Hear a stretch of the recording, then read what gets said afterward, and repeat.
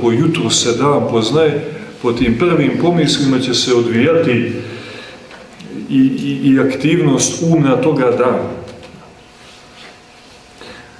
Zato oci vrlo iskustveno, to imate čak i u molitvenicima, tamo ima ta instrukcija, takozvana rubrika, ustavši od sna ne diraj ništa, nego se fino prekrsti i reci u ime Otca i Sina i Svetoga Duha. Stani.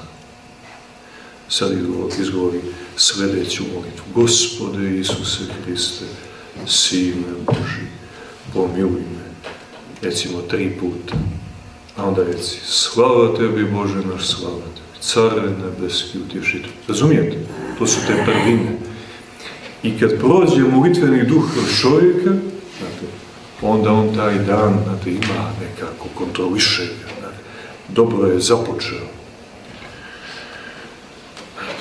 Ako krenemo, nama je cigaru prošle noći ostao na pole, znate, srećom se ugasio, znate, i onda započinjemo s njim, tu je na dohvatu ruke, jedno, drugo, treće, televizor se i ne gasi, razumijem? Pa onda nije ni čudo što se ne živi takvom čovjeku. Na koji sadržaj ulaze, znate, i prosto, znate, kako onda da ti život bude miran, tih, ništa nisi uradio da tako bude.